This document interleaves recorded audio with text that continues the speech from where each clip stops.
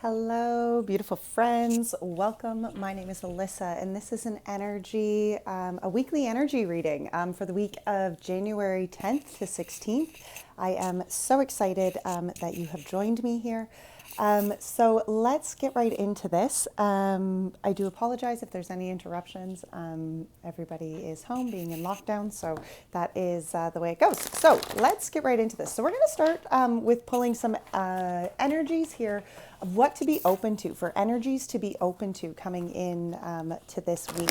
So we're going to start here. This is the Spirit Animal Oracle deck, and this one is by Colette Baron Reed, and we're going to pull a card from it and a couple, two other oracles, and then we're going to pull some tarot. So let's just see what energies to be open to with this coming week. What energies, Spirit, are you asking us to be open to this coming week? Energies to be open to. Wow, that came out. The Seahorse Spirit, watch and wait. I love the Seahorse Spirit because that energy is really just being open to the blessings. You know, the Seahorse is about kind of that energy is really being open to allow Spirit to really work within your energies. You know, to kind of be at that watch and wait energy. You know, to allow Spirit to just work its magic, work its blessings within your life. What beautiful energy to be coming in. This is the Energy Oracle deck by Sandra Ann Taylor, and we have the Angel of Love coming out for incoming energies this week. Well, isn't that beautiful? And the Angel of Love, I mean, is exactly that, right? She is an angel who can be talking about self-love, can be talking about the love within relationships, you know, beautiful energies. I love how this is. Let's see. Let's get one here from the, wow, okay. Comfort. Archangel Azrael, and I am with you in your time of need, helping your heart to heal. Isn't this beautiful energy, guys? To me, the energy is really here to be open to this week. This is the energy of almost feeling love is coming, okay? Whether that's in new relationships, whether that's in current relationships, whatever that is. But there is the sense here of healing coming. There's this sense here of renewing within the energies of love, within the energies of self, you know, within the energies of our hearts. I love this. For upcoming energies this week, this is absolutely beautiful. So I wonder if I can't. I am trying to figure out the best way to do this camera this way, and I just haven't quite yet. All right, so starting with the Energy Oracle here, we're going to pull 4 different cards. So first we're going to pull the energy that we are coming from, then we're going to look at the energy that we are shifting or changing within us, and then we're going to look at the energy that we are overcoming and another energy of what we're moving towards. We're going to pull a card for each of those, and then we'll pull clarifiers as well. All right, so let's get right into this then.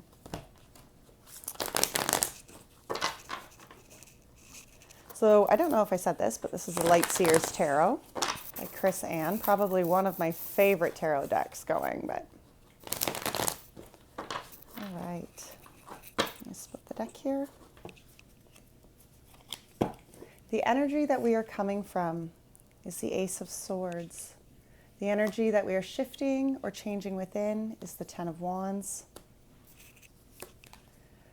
The energy that we are overcoming here, the Seven of Wands. And the energy that we are moving towards, the Five of Cups. Wow, talk about healing.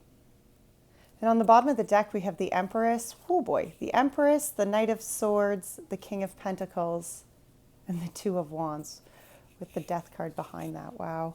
You know, to me, this is very much, this energy this week is, I do feel that, you know, as a collective, as moving energies here, you know, those who are really paying attention to the shifts within the universe, I feel that for a lot of us, there's a shift. We can feel it. There has to be this break within the way things have been going.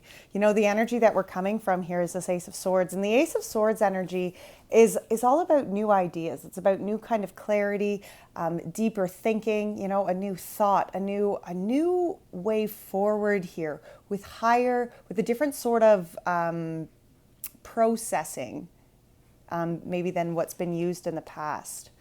Okay, so I'm going to pull clarifiers for all these too. Let's get one here for the Ace of Swords. Clarifier here, Spirit, for the Ace of Swords. The Ace of Swords gets the Page of Swords, the Nine of Swords, and the Three of Cups. Wow. You see, and as I was saying, this new beginning here, the Page of Swords is very much the energy of watching and waiting, okay? It's an energy of kind of being an observer.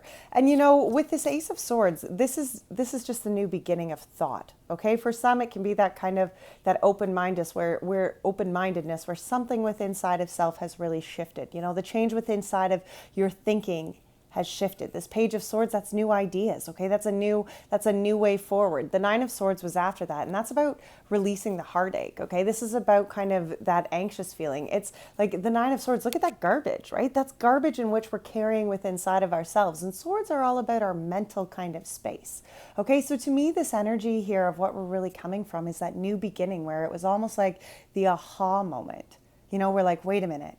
There is a different way forward here. There's some sort of healing. The Three of Cups was on the end of this. For some, this could be a romantic relationship, but for others, this is really, I'm feeling like this is the beginning of understanding what you need to connect to others on a really spiritual kind of connection. You know, the Three of Cups is, yes, about blending energies, but it's beyond just blending energies on a romantic kind of surface level. Okay, it's about really connecting to spiritual energies. You know, and to me, as this energy of what we're coming from, to me, this is really where there's this beginning, this shift within our mental clarity. Okay, this is a new thought process. This is a different, deeper kind of understanding to how you need to go about connecting to people on a deeper level. You know, connecting to those relationships on a deeper level. That's that Nine of Swords energy. Like that is about releasing ourselves from toxicity.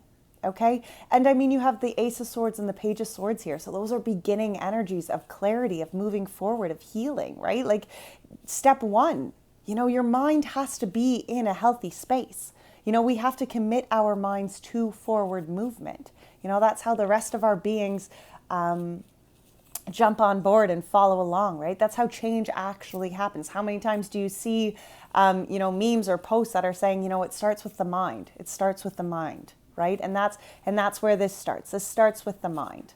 You know, it's releasing this energy of hurt, this energy of pain, so that you have this better understanding of what you need to connect here.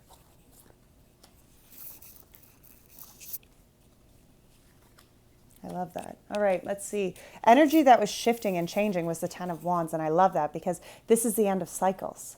You know, the energy of the Ten of Wands here is where, like, you're about 100 feet from that finish line, you know, and the cycles have been tough. They've been hard lessons, you know, the burdens have been heavy to carry, but here is the beginning. Here's the newness, you know, and it's about committing to finishing the cycles, committing to releasing yourself from things, burdens, toxic relationships, whatever that may be, work relationships. Like, it doesn't just have to be romance, you know, but whatever that is, it's releasing yourself from these burdens here. You know, that is shifting. That is what is shifting here with inside. What beautiful energy to be shifting, right? Let's get a clarifier here for this Ten of Wands. The Ten of Wands, wow, that's a lot of clarifiers. The Ten of Wands gets the Eight of Cups, the Four of Wands, the Nine of Cups, and the Page of Cups. Wow. You see, again, it's endings. You know, the Eight of Cups is about acknowledging that there has been a lot of hurt. There's been a lot of pain. You know, there's been a lot of emotional scars that have been endured, have been, you know, accumulated throughout this process. I mean, who of us in life have not accumulated emotional scars? You know, who doesn't have a whole cupboard full of shattered cups sitting somewhere, right? Those are the pains, you know, that's the emotional baggage, the emotional scars that we acquire just by going through life, by growing, by learning, right? And this Ten of Wands, I mean, this is about releasing yourself from carrying the broken, shattered cups. Okay, sometimes we just have to acknowledge that the cups are shattered and broken, and it's time to get new cups. Okay, we can't fix the old cups, so it's okay to release them. Okay, it's okay to release and let the past be the past. It is okay to move forward. It is okay to embrace new cycles, to release yourself from whether it's shame or guilt or just heaviness, the energy of maybe feeling even unworthy, or like, you messed up, you failed, you couldn't complete what you needed to complete. But this is the energy of moving past that. And I love this because the Four of Wands was right after that. And the Four of Wands is the energy of happiness, complete karmic celebration. Families coming together, marriages, weddings, twin flames, real love. Like, that's the energy. That's the karmic celebration of the Four of Wands. In order to embrace happiness that is for us, we have to release the burdens that are weighing us down. We can't carry negativity forward and pray to embrace positive, hopeful new change. You have to release one to embrace the other. You really do. And I love that because you see, the self-fulfillment, the Nine of Cups came here right after this, and it's like you have to release this Eight of Cups. You have to release the shattered cups so that you can embrace the happiness and the fulfilling energy within inside your own soul. Because that's where it starts. That is where wholeness comes from. That is where the energy of embracing our new beings comes from. That's where self-love comes from. And so much like this angel of love, that angel of love isn't talking about just love for others. That angel of love is oftentimes referring right back directly to our own self-love.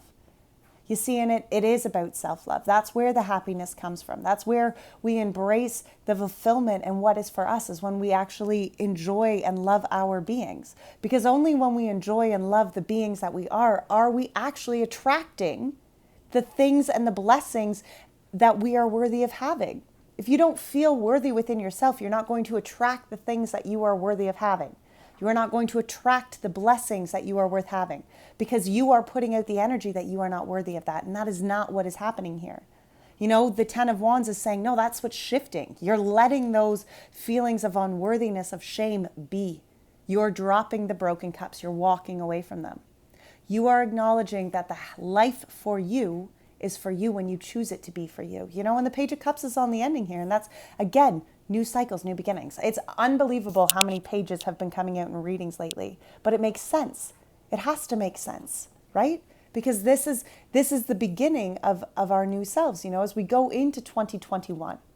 2020 was a year of self-growth. It was about learning to become ourselves. It was about understanding that our authenticity was worth showing up for. It was worth showing the world, show the world the real you. It was worth that. And that here, this Ten of Wands, that it's worth loving yourself, my friends. Okay, it is worth showing up to love yourself. I love too, actually, that the Ten of Wands sits right here underneath the Angel of Love. I really do. I think that's a beautiful energy, because you have to let go of the parts that you have felt unworthy of your own love. You have to let go of the parts that you have been feeling unworthy of the blessings and the opportunities that the higher has been wanting to bring to you. If you don't feel worthy of those, I can't say it enough, you're not going to be attracting it. Okay? We must feel worthy of the blessings we want to attract. We must feel worthy of the love we want to attract. And by feeling worthy of that love, we must love ourselves that much. That's where it starts. And it's possible. It's a possible thing. It's a beautiful energy to be in. It's a beautiful space to be in, to acknowledge that self-worth within inside of self. Okay, Seven of Wands, and this is the energy that we are overcoming. And the energy, the Seven of Wands in traditional tarot is a very defensive card. It's this man, and in the traditional tarot cards, he's very, he's standoffish. He's holding this wand, and you can see that there's 6 other wands, trying to bash him, and he looks like he's fighting. And in this tarot deck, what I love so much about this is she doesn't have to raise the fight anymore, because she knows the power to overcome all this toxic shit is within inside of her. She knows what protects her is her inner light. It's her little light that is shining. That's what's overcoming the negativity. That's what's overcoming the haters. That's what's overcoming the doubt. That's what's overcoming all the shit that has tried to block her from embracing her happiness, her fulfillment, This energy of the Seven of Wands is about where you acknowledge the power that is within your own being.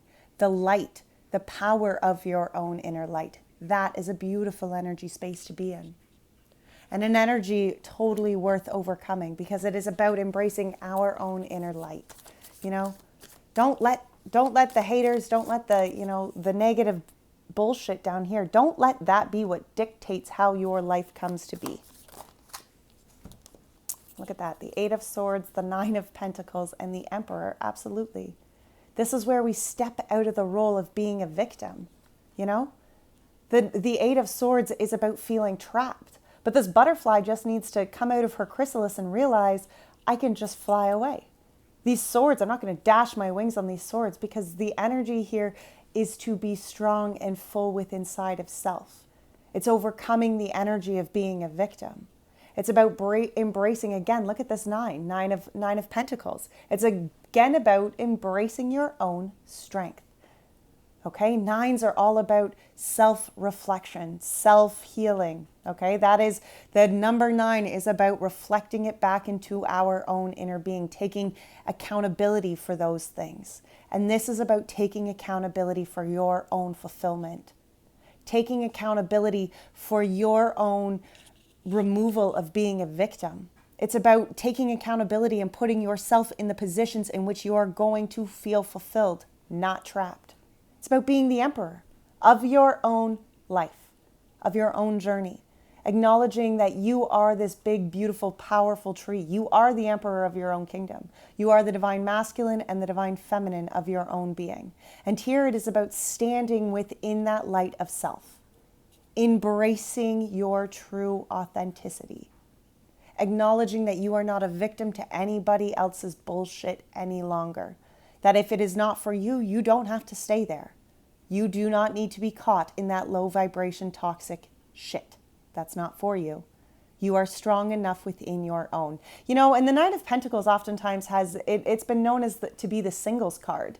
You know, and it doesn't necessarily, like, I think often I used to get caught up thinking, oh great, there's that 9 of Pentacles again, means I'm going to be single for forever. No, absolutely not. But it means that I'm going to stay frickin' single until something is going to fulfill me in a level that respects my own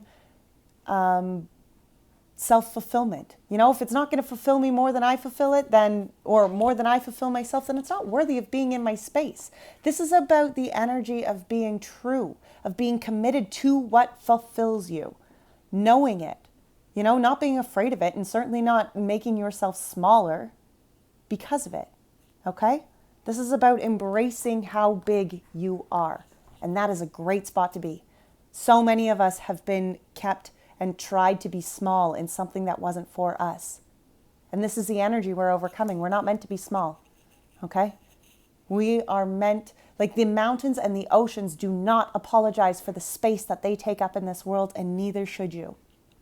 I love that saying. I don't know where I heard it from, but I love it. This is what we are overcoming.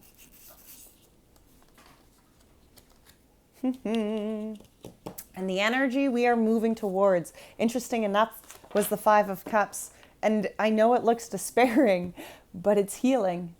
It is. Look at how this energy of the 5 of Cups, she is just pouring out her heart here. You know, she is releasing herself from the energy, the emotions that have been burdening her. Okay? She acknowledges that in order to embrace this cup back here, the cup of opportunity that Spirit is giving her, she has to release herself from the pains of the past. She's not meant to suffer emotionally. You know, she's not meant to just suffer. We're not meant to suffer in life. We're not. Let's get a clarifier for this 5 of Cups, please, Spirit. Can we get a clarifier for the 5 of Cups? So many. Okay, we're not taking that many. That's insane. That was crazy. Okay, so these 3 came up, and we had the Tower, the Wheel of Fortune, and the Hanged Man. Wow, those are 3. You know, this 5 of Cups, and these are all major arcanas, and major arcanas are talking about life cycles. So these, to me, this 5 of Cups, this is a major shift within our beings. Okay, and it's interesting because the Tower is about bringing it down. The Wheel of Fortune is about, you know, the cycles churning. And the Hanged Man is about, you know, just allowing it to be what it needs to be. Having faith, surrendering, you know, allowing the universe and allowing spirit just to guide you to the next phase. And I feel like, this tower moment is going to be different for everyone. For some, it could be relationships that are coming apart where you've just made the decision that no more. In order to go forward here, I have to release myself from whatever toxic patterns have been holding me back. And that could be literally walking away from relationships or jobs, but it can also be just the patterns, releasing yourself from the patterns, releasing yourself from the toxicity that has, kind of just continued to go through in your mind, right? Like that's the Ace of Swords. This brand new clarity, and this tower moment has to come down. Okay. And oftentimes I love this card because it's kind of, one time I heard a reader say it was like taking it, it had to take off the tip and then it had to go down and spirit had to take it down even further. And to me, that's what this tower moment often feels like. It feels like it's universe just being like, no, that crown's not going to fit because it's not yours. And no, that structure's not going to work because that's not what is meant for you. You're bigger than that. You're better than that. And the tower moments they're not meant to destroy us. They're not meant to, crumble our lives and leave us in ruin or wreckage. They're meant to come down so we can build what is for us. And that's what has to happen here. The emotions and the pain has to come out. It can be a very, it can feel like the tower moment as you're dealing with that emotional burden and releasing it. Absolutely. That can hurt a lot. Even those pains that you have shoved way down there for a really long time, when you finally bring them out and allow them this piece of healing, when you really dig them out, and bring them forward and say, okay, I have to face this because I got to heal it. That can feel like that tower moment. But those towers must crumble in order for us to go forward. The old has to come down if we are going to build anew, because we can't build on broken foundations, right? We can't. You see, and here is where the energy shifts. Here's where the whole cycle begins to drastically and life-altering. I don't know why I hear that word, but life-alteringly change. I don't even think alteringly is a word, but anyway, I just used it. But this is where when you bring down that tower, you make that shift happen. You allow the tower to crumble, and therefore that allows the shift that needs to take place. And within doing that, this hanged man energy is very much trusting spirit. Allowing spirit to bring you what is for you.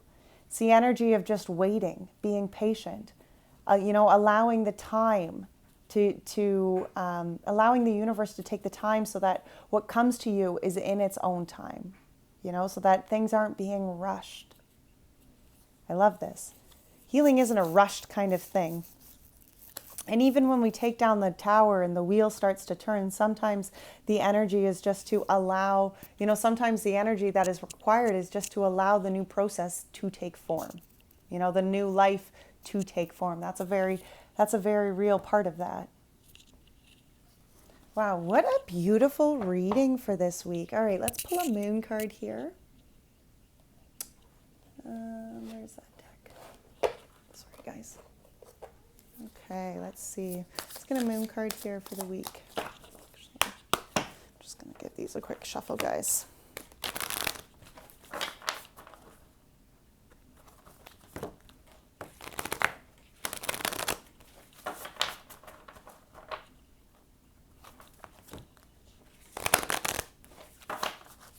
All right.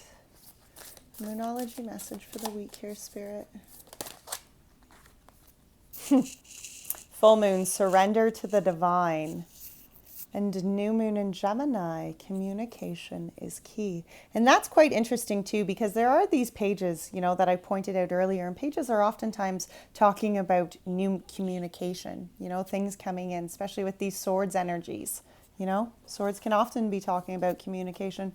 But I do love this because, the surrendering to the divine, I don't even need to break down as to why that one is so important. But as I said throughout this reading, it is important to connect to that divinity within side of self. It is important to surrender to the divine within our beings. We are divinely made. How many times have you heard me say that in readings, right? We are divine creatures. Surrendering to our divine maker is part of our process. It's part of, the energy in which we should be embracing regularly, because only within that surrendering are we opening ourselves up to the path that is for us. Surrendering allows us to listen to that divine intuition, the divine calling, the divine messages within inside of our beings. Communication is key. Communicate who you are authentically. That is so important. All right, guys. Wow, what a beautiful energy reading for this week. Until next time. Oh, sorry, actually. If you enjoyed this video, please be sure to hit the like button. Give it a thumbs up. That helps this video get circulated and get the message out as well. If you enjoyed it and you would like to share, please be sure to do that. I appreciate all the shares. I appreciate all the likes and the subscriptions as well. So until next time, take great care of your souls. Bye now, my beautiful friends.